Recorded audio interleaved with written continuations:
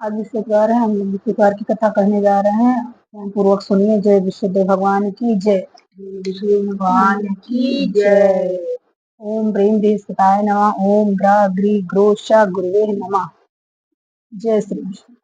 प्राचीन काल में एक राजा राज्य करते थे। वह बहुत प्रतापी तथा दानी थे। वो प्रतिदिन मंदिर में दर्शन करते तथा गुरु ब्राह्मण की सेवा किया करते थे। उनके दरवाजे पर कोई निराश नहीं जाता था। वह हर गुरुवार का व्रत तथा पूजन करते थे। दीन गरीब की सहायता करते थे। यह बातें उनकी रानी को अच्छी नहीं लगती थी। वह न व्रत करती थी, न किसी को एक पाई तक दान देती थी। हाँ, राजा को ऐसा करने से मना अवश्य करती थी। एक दिन की बात है कि राजा शिकार खेलने जंगल में गए थे। राजा उस घर पर रानी और उनकी दासी थी। उस समय गुरुदेव विश्वदेव साधु का रूप धारण करके राजा के दरवाजे पर भिक्षा मांगने गए तो रानी कहने लगी, साधु महाराज, मैं इस दान और पुण्य से तंग आ गई हूँ। मुझसे तो घर का ही कार्य समाप्त नहीं होता। इस कार्य के लिए तो मेरे पतिदेव ही बहुत हैं। अब आप इस प्रकार की कृपा करें कि सब धन नष्ट हो जाए, मैं सुख से सो सकूं। साधु बोले, "हे देवी, तुम बड़ी विचित्र हो। धन और संतान से कोई दुखी नहीं होता, इसको सभी चाहते हैं। पापी भी पुत्र और धन की इच्छा करता है।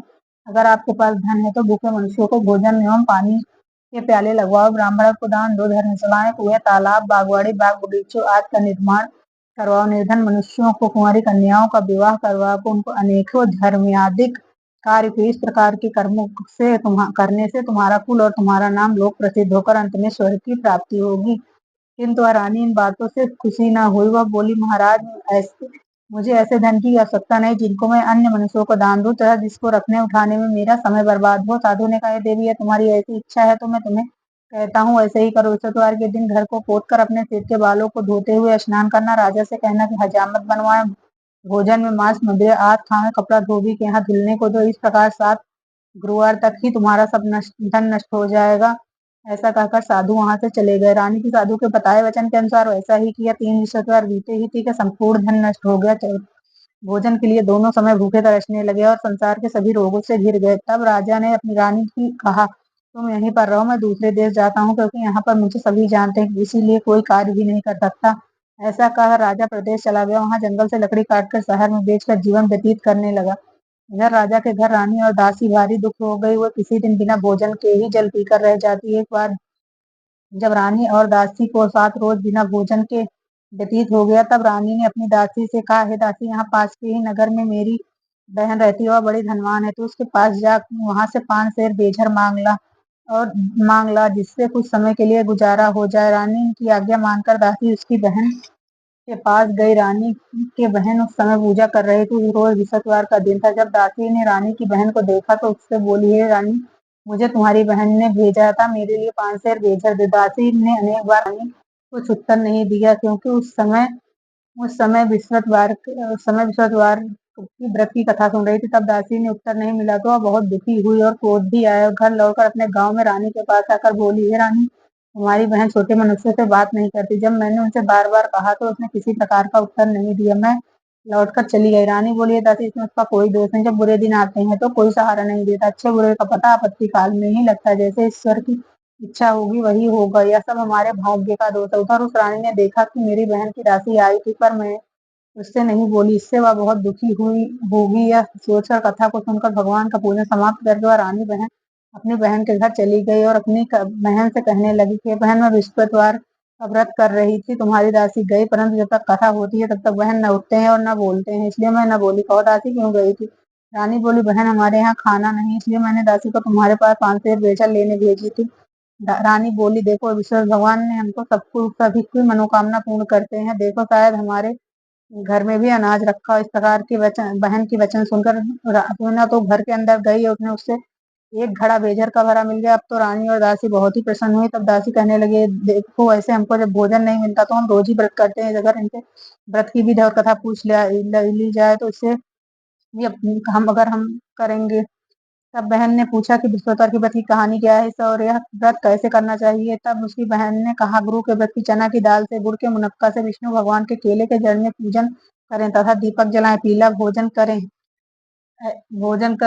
कथा सुने। ऐसा करने से गुरु भगवान प्रसन्न होते हैं, अन्न धन पुत्र परिवार देते हैं और सभी मनोकामना पूर्ण करते हैं। तब रानी की और दासी दोनों ने निश्चय किया कि हम भी विश्व भगवान की पूजा अवश्य करेंगे। 7 रोज बाद जब बृहस्पतिवार का दिन आया, उन्होंने व्रत रखा तो घुड़साल में जाकर चना और गुड़ मिल लाए। उसकी दाल से केले के जड़ सहित विष्णु भगवान का पूजन किया, किंतु पीला भोजन कहाँ से आवे, विचार कर बड़ी दुखी हुई। किंतु उनके व्रत से गुरु भगवान प्रसन्न हो 2 थालियों में सुंदर पीला भोजन लेकर आए और दासी को देकर बोले, हे दासी, यह तुम्हारे और रानी के लिए है भोजन है, तुम दोनों इस भोजन को करना। दासी भोजन को पाकर बड़ी प्रसन्न हुई। रानी बोली रानी जी भोजन कर लो। रानी को इस विषय में कुछ पता नहीं था, इसलिए वह बोली, अरे दासी तू ही भोजन कर, क्योंकि तू हमारी व्यर्थ में हंसी उड़ाती। दासी बोली, एक महात्मा भोजन दे गए। रानी कहने लगी, महात्मा तेरे लिए भोजन दे गए, तू भोजन कर। दासी ने कहा, महात्मा हम दोनों को 2 थाली में भोजन देंगे, इसलिए हम और तुम दोनों साथ साथ भोजन करेंगे।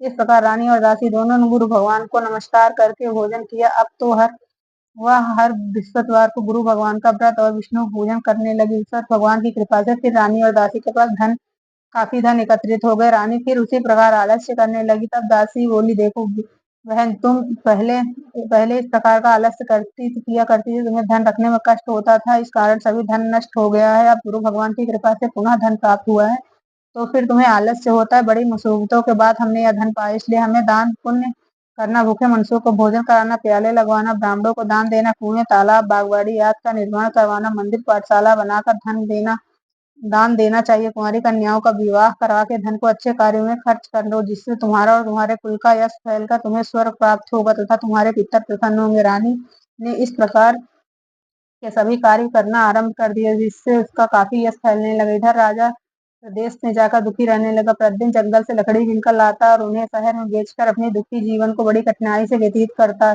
एक दिन राजा दुखी होकर अपनी पुरानी बातों को याद करने लगा।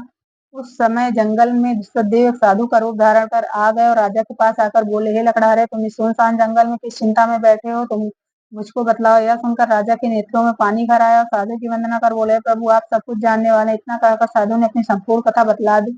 महात्मा स्वभाव से ही दयालु होते हैं और बोले, हे राजा, तुम्हारी स्त्री ने विश्वदेव का अपराध किया था, जिस कारण तुम्हारी यह दशा हुई। अब आप किसी प्रकार की चिंता मत करो, भगवान तुम्हें पहले से अधिक धनवान करेंगे। देखो, तुम्हारी स्त्री ने गुरुवार का व्रत आरंभ कर दिया है और तुम यह मेरा कहा मानकर शतवार का व्रत करके चने की दाल से गुड़ जल के लोटे में डालकर केरे का पूजन कर कथा सुनो, भगवान तुम्हारी सभी मनोकामनाओं को पूर्ण करेंगे। साधु के प्रसन्न देख राजा बोले, प्रभु मुझे लकड़ी बेचकर इतना पैसा नहीं मिलता जिससे भोजन करने के उपरांत कुछ बचा सकूं। मैंने रात्रि को स्वप्न में अपनी रानी को व्याकुल देखा, मेरे पास कुछ भी नहीं है जिससे मैं उनकी खबर मंगा सकूं, और फिर कौन सी कथा सुनूं या और मुझे कुछ भी मालूम नहीं है। साधु ने कहा, राजा तुम किसी बात की चिंता मत करो, विश्वद्वार के दिन रोजाना की तरह लकड़ियां लेकर शहर में जाओ, तुमको उस दिन से रोज से दुगना धन प्राप्त होगा, जिससे तुम भली प्रकार भोजन कर सकोगे और पूजा का सामान भी ला सकोगे। विश्वद्वार की कथा इस प्रकार है। प्राचीन काल में एक बहुत ही निर्धन ब्राह्मण था, उसको कोई भी संतान नहीं थी। उसकी स्त्री बहुत मलिनता के साथ रहती थी। वह रोज स्नान स्नान करती, न किसी को देवता का पूजन करती थी, प्रातः काल उठते ही सर्वप्रथम भोजन करती थी, बाद में कोई अन्य काम करती थी। इससे ब्राह्मण देवता बहुत दुखी थे, बेचारे बहुत कुछ कहते, परंतु उसका कोई परिणाम नहीं निकलता। भगवान की कृपा से ब्राह्मण की स्त्री के गर्भ में कन्या रूपी रत्न पैदा हुआ। वह कन्या अपने पिता के घर में बड़ी होने लगी। पूर्व सहयोग से वह बालिका प्रातः स्नान करके विष्णु भगवान का जप करने लगी तथा बृहस्पतिवार की व्रत करने लगी। इससे के पूजन पाठ को समाप्त करके स्कूल जाती और मुट्ठी भर जौ भर के ले जाती है और पाठशाला के मार्ग में डालती जाते। तब ये जौ स्वर्ण के हो जाते और लौटते समय उनको बीनकर अपने घर ले आती थी। एक दिन वह बालिका सूप के उन सोने के जौ को फटक कर साफ कर रही थी। तब उस समय उनके पिता ने देख लिया और कहा, बेटी, सोने के जौ को फटकने के लिए सोने का सूप ही होना चाहिए। दूसरे दिन बृहस्पतिवार था। इस कन्या के व्रत रखा। उससे भगवान की प्रार्थना करके कहने लगी, प्रभु मैंने आपकी पूजा सच्चे मन से की हो तो मेरे लिए सोने का सूप दे दो। उस देव ने उनकी प्रार्थना स्वीकार कर ली। रोजाना की तरह वह कन्या जौ फैलाती हुई जाने लगी। तब लौटकर जौ बिन रही थी तो विश्वदेव की कृपा से वही सोने का सूप भी मिल गया और वह घर ले आई और उससे जौ साफ करने लगी, परंतु उनकी माँ का वही ढंग रहा। एक दिन की बात है कि वह कन्या सोने के सूप में सोने के जौ साफ कर रही थी। उसी समय उस राज्य का राजपूत वहां होकर निकला और उस कन्या के रूप और कार्य देखकर मोहित हो गया और अपने महल में जाकर भोजन तथा जल त्याग कर उदास होकर लेट गए। इस पर राजा इस समाचार को पाकर अपने प्रधानमंत्रियों के साथ उसके पास गए और बोले, बेटा, तुम्हारा किस बात की कष्ट है? किसी ने तुम्हारा अपमान किया अथवा कोई और कारण है? सो कहो, मैं वही कार्य करूंगा जिससे तुम्हें प्रसन्नता हो। अपने पिता की बात सुनकर वह बोला, मुझे आपकी कृपा से किसी बात का दुख नहीं है, किसी ने मेरा अपमान नहीं किया, परंतु मैं उस लड़की के साथ विवाह करना चाहता हूँ जो सोने के सूप में सोने के जौ को साफ कर रही है। राजा राजा यह सुनकर आश्चर्य में पड़ गया और बोला, बेटा, इस प्रकार की कन्या का पता तुम ही लगाओ, मैं उसके साथ तेरा विवाह अवश्य ही करा दूंगा। राजकुमार ने राजा की उस लड़की के घर का पता बतला दिया। तब मंत्री उस लड़की के घर गए और ब्राह्मण को राजा का कहा सभी हाल बतलाया। ब्राह्मण देवता राजकुमार के साथ उस लड़की के विधि विधान के अनुसार ब्राह्मण की कन्या का विवाह राजकुमार के साथ हो गया। कन्या के घर जाते ही पहले की बात उस ब्राह्मण देवता के घर में गरीबी का निवास हो गया। अब भोजन के लिए भी अन्न बड़ी मुश्किल से प्राप्त होने लगा। एक दिन की बात है, दुखी होकर ब्राह्मण देवता अपनी पुत्री के पास गए। बेटी ने पिता की दुखी अवस्था देखकर उससे अपनी माँ का कुशल हाल पूछा। तब ब्राह्मण ने अपने सभी हाल कहा। कन्या ने बहुत सा धन देकर अपने पिता को विदा किया। इस प्रकार ब्राह्मण ब्राह्मण का कुछ समय तो सुखपूर्वक व्यतीत हुआ, किंतु कुछ दिन बाद फिर वही हाल। ब्राह्मण फिर अपनी कन्या के यहाँ गया और सभी हाल कहा तो लड़की बोली, हे पिता, आप माता जी को यहाँ लिवा ले, मैं उनसे सभी बात ठीक ठीक कह दूंगा। पुत्री की सलाह मानकर वह ब्राह्मण देवता अपनी स्त्री को लेकर वहां पहुंचे तो पुत्री अपनी माँ को समझाने लगी, हे माँ, तुम प्रातः काल उठा करो, तुम प्रथम स्नान या फिर विष्णु भगवान का पूजन किया करो, सब दरिद्रता नष्ट हो जाएगी। परंतु उनकी माँ ने एक बात भी न मानी और प्रातः काल उठ के अपने पुत्री के बच्चों का जूठन खा लिया। और जब पुत्री पूजन के लिए याद के लिए कहती तो वह कह देती, मैंने तो खाना खा लिया। एक दिन यह सुनकर उसकी पुत्री को बहुत गुस्सा आया। उसने एक रात उस कोठरी के सभी सामान निकाला, उसमें से ब्राह्मणी को उसने बंद कर दिया। प्रातः काल होते ही उसने से निकाल कर स्नान याद करा के पाठ करवाया तो ब्राह्मणी की बुद्धि ठीक हो गई और फिर तो पूजन तथा हर विश्ववार के व्रत कर रखने लगी। अब तो व्रत के प्रभाव से वह ब्राह्मणी बहुत धनवान और पुत्रवान हो गई। अंत में वह स्वर्ग के लिए गए तथा ब्राह्मण भी सुख भोग कर स्वर्ग को चला गया। इस प्रकार कथा कहकर साधु देवता वहां लोप हो गए।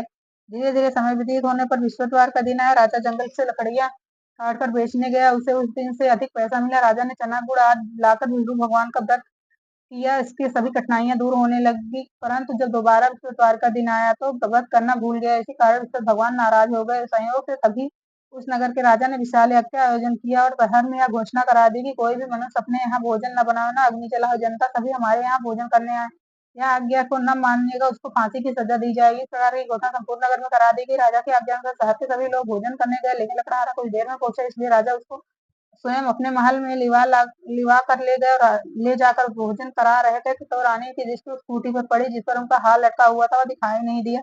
रानी ने निश्चय किया कि मेरा हार इस मनुष्य ने चुरा लिया। उसी समय पुलिस को बुलाकर उसे जेल खाने में डलवा दिया। जब राजा लकड़हारा जेल खाने में पड़ा गया तो बड़ा दुखी होकर विचार करने लगा, न जाने किस पूर्व जन्म के कर्मों से मेरे लिए दुख प्राप्त हुआ है। उसी समय साधु को याद करके करने लगा और जंगल से मिला था। उसी समय तत्काल विसर्जी साधु के रूप में प्रकट हो गया। उसने दशा को देखकर कहा, अरे मूर्ख, तूने विश्व देवता की कथा नहीं करी, इस कारण तेरे को दुख प्राप्त हुआ। चिंता मत कर, विश्वद्वार के दिन जेल खाने के दरवाजे पर 4 पैसे पड़े मिलेंगे, उसे तू विश्व देवता की पूजन करना, तेरे सभी कष्ट दूर हो जाएंगे। बृहस्पति भगवान के उस दिन से 4 पैसे मिले। राजा ने कथा कही। उसी रात्रि को विश्वदेव ने उसे नगर के राजा को स्वप्न में कहा, राजा, तुमने जिस आदमी को जेल खाने में बंद कर दिया वो निर्दोष उसे छोड़ दो। रानी को हार उसी खूंटी पर लटका हुआ, अगर तू नहीं छोड़ेगा तो तेरे राज्य को नष्ट कर दूंगा। इस प्रकार के रात्रि में स्वप्न में राजा ने देखा, प्रातः काल उठा और खूंटी पर हाथ देखकर लकड़हारे को बुलाकर क्षमा मांगी और राजा को सहयोग सुंदर वस्त्र आभूषण देकर विदा किया। गुरुदेव की आज्ञा अनुसार राजा प्रदेश में विश्ववार का व्रत करते हुए आनंद पूर्वक रहने लगा। अब एक दिन रानी को दासी विचार किया, न जाने राजा किस प्रकार से होंगे, उनकी कोई खबर नहीं मिली। तो गुरु भगवान ने उनकी प्रार्थना की। भगवान ने रात्रि में राजा को स्वप्न में कहा, हे राजा, उठो उठो, तेरी रानी तुझको याद करती, अपने देश को चला जा। राजा प्रातः काल उठा और विचार करने लगा। स्त्री जात खाने और पहनने की संगीन होती, पर भगवान की आज्ञा मानकर अपने नगर के लिए चल दिया।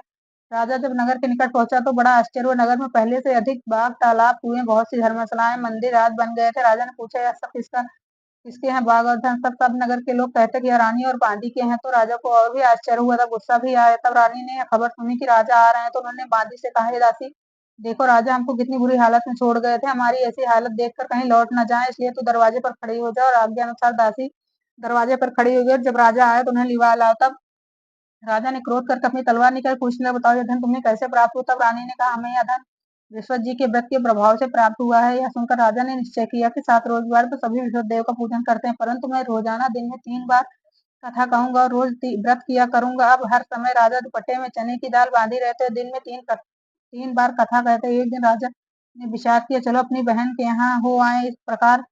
इस प्रकार निश्चय कर राजा घोड़े पर सवार हो अपनी बहन के यहाँ चलने लगा। मार्ग में उसने देखा कि कुछ आदमी एक मुर्दे को लिए जा रहे हैं। राजा उनसे कहने लगा, अरे भैया, मेरी विश्ववार की कथा सुन लो। बोले, लो, हमारा आदमी मर गया, इनको गया इसकी कथा की पड़ी है। परंतु कुछ आदमी बोले, अच्छा कहो कहो हम तुम्हारी कथा करें सुनेंगे। राजा लगा, राजे कथा समाप्त होने पर आए तो मुर्दा राम राम करते हुए खड़ा हो गया। आगे मार्ग उसने किसान के खेत में हल चलाता मिला, उसे देख तो उसने बोला, भैया मेरी तो की कथा सुन। किसान बोले, तुम्हें मेरी कथा सुनोगे तो क्या रहा रहेगा, जोत लूंगा, जा चल जाए यहाँ से। राजा आगे चलने लगा। राजा के हटते ही बैल पछाड़ खा के गिर गया और उसके पेट में जोर का दर्द होने लगा। उस समय उसकी माँ रोटी लेकर आई। उसने यह देखा तो अपने पुत्र को सब हाल पूछा। तब बेटे ने अपने सब हाल कह दिया। बुढ़िया दौड़ी दौड़ी घुड़सवार के पास गई और बोली, मैं आपकी कथा सुनने को तैयार हूँ, तुम कहो। मैं कथा तुम्हारे खेत पर चलकर कहो। राजा ने बुढ़िया खेत पर कहानी कही बुढ़िया के खेत पर कहानी कही, जिससे बैल उठकर खड़े हो गए। किसान के पेट का दर्द भी बंद हो गया। राजा अपनी बहन के घर कुशल पूर्वक पहुंच गया। बहन ने खूब भाई की मेहमानी की। दूसरे दिन प्रातःकाल राजा ने अपनी बहन से कहा, देखो ऐसा कोई मनुष्य जिसने भोजन न किया और मेरी विश्वद्वार की कथा सुन ले।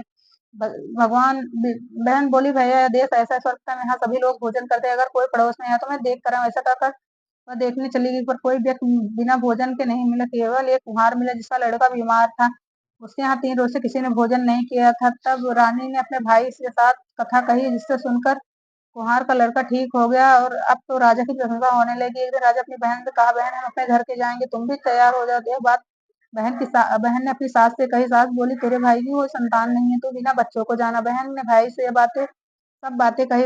राजा बोला, जब कोई बालक नहीं चलेगा तो तुम ही चलकर क्या करोगे। बड़े दुखी मन से राजा ने अपने नगर को नगर को लौटा और रानी से कहा, हमने संतानहीन है, हमारा मुंह देखना धर्म नहीं है और हमारे कुछ भोजन याद नहीं किया। रानी बोली, प्रभु विश्वदेव ने हमें सब कुछ दिया, हमें संतान भी अवश्य देगा। उसी रात्रि को विश्वदेव ने राजा को स्वप्न में कहा, राजा उठ सभी सोच को त्याग दे, तेरी रानी गर्भ से। राजा ने बड़ी खुशी हुई। 9वें महीने उसमें उसको पुत्र पैदा हुआ। समाचार सुनकर बहन बहुत खुशी हुई तथा बधाई लेकर अपने भाई के यहाँ आई। तब रानी ने कहा, बुलाने पर नहीं आई, बिना बुलाने आई। नंद बोले, भाभी मैं इस प्रकार न कह दी, तुम्हें संतान कैसे प्राप्त होती। विश्वदेव ऐसे ही है, जैसे जिनके मन की कामना होती है उसे सभी पूर्ण कर दियो। भगवान भावना से प्रेम पूर्वक वार का व्रत करके उनकी कथा सुनता अथवा सुनाता है, विश्वदेव उनकी सभी मनोकामना पूर्ण करते हैं। बोलो विश्वदेव भगवान की जय, भगवान की जय। प्यारे प्यारे विष्णु भगवान की जय।